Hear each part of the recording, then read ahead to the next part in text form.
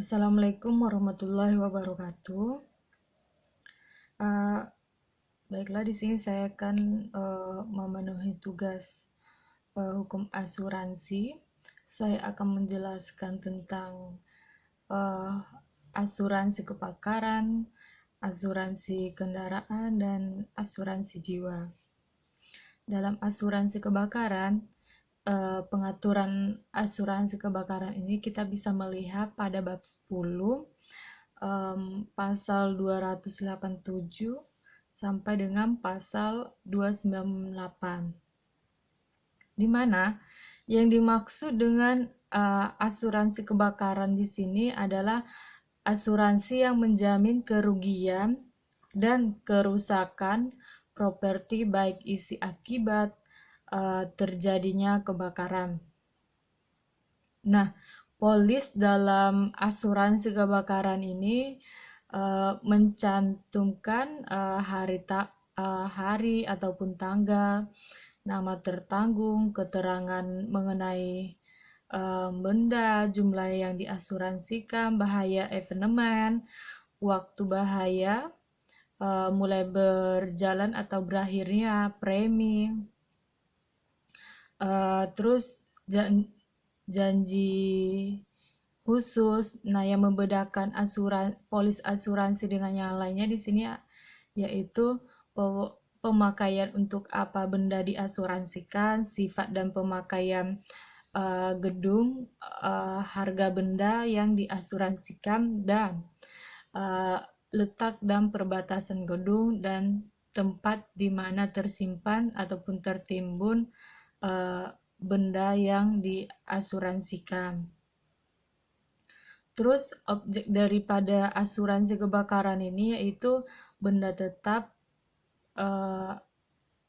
bergerak, terdapat di dalam ataupun sebagai bagian benda tetap. Terus evenement dan ganti kerugian, bahaya penyebab yang timbul kita bisa melihat pada pasal 290 Kitab Undang-Undang Hukum Dagang, yang mana apabila terjadi petir, api timbul sendiri, terus kecelakaan, adanya itikat jahat, perampokan, dan lain-lain. Ataupun terjadi kebakaran, sambaran petir, asap, ledakan karena tekanan uap, gas, ataupun ledakan karena bahan kimia, ataupun karena kejatuhan pesawat.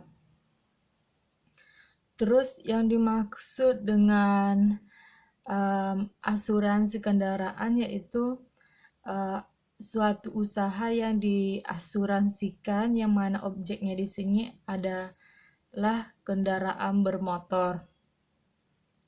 Sama dengan halnya dengan asuransi pada asuransi kebakaran dan jiwa, adanya polis yang mana dalam polis umum ataupun khusus terdapat hari, tanggal, nama tertanggung, jumlah yang diasuransikan, bahaya evenement, keterangan mengenai benda, premi, waktu bahaya mulai berjalan ataupun berakhir, dan janji klausul ataupun janji khusus.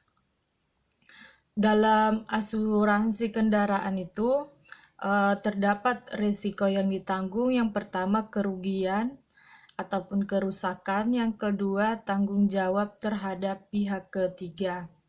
Terus dalam asuransi kendaraan ini, berakhirnya asuransi ini apabila adanya pembatalan polis, ataupun yang kedua peralihan hak milik, yang ketiga kerugian total, yang keempat berakhirnya jangka waktu yang diasuransikan.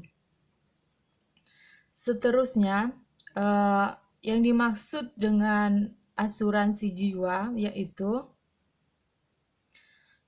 kita bisa melihat pada Undang-Undang Nomor 40 tahun 2014, di mana yang dimaksud dengan asuransi jiwa yaitu perjanjian antara dua pihak ataupun lebih dengan menerima premi untuk membayar atau memberikan suatu pembayaran yang didasarkan atas meninggalnya atau hidupnya seseorang yang diasuransikan.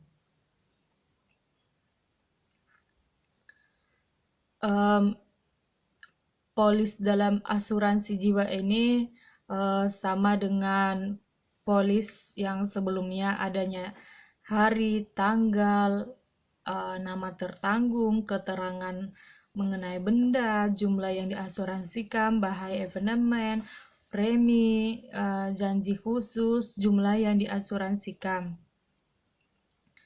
Terus evenement kita bisa melihat dalam pasal 256 KUHD. Evenement di sini adalah apabila meninggalnya seseorang. Terus dalam asuransi jiwa ini adanya tiga pihak. Yang pertama penanggung, tertanggung, dan penikmat. Yang dimaksud dengan penanggung yaitu membayar uang santunan kepada pihak tertanggung, sedangkan penikmat di sini adalah orang yang ditunjuk tertanggung dalam asuransi ataupun ahli waris dalam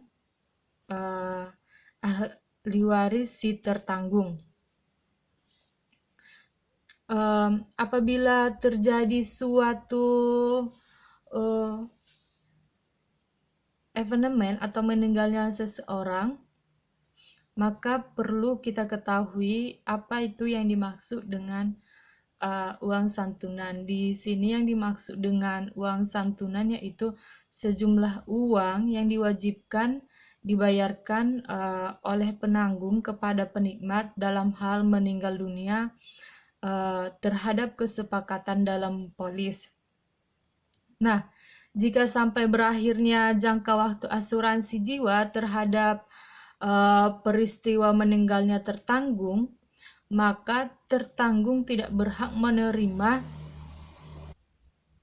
pengembalian sejumlah uang besarannya berdasarkan asuransi. Oke, demikianlah penjelasan saya.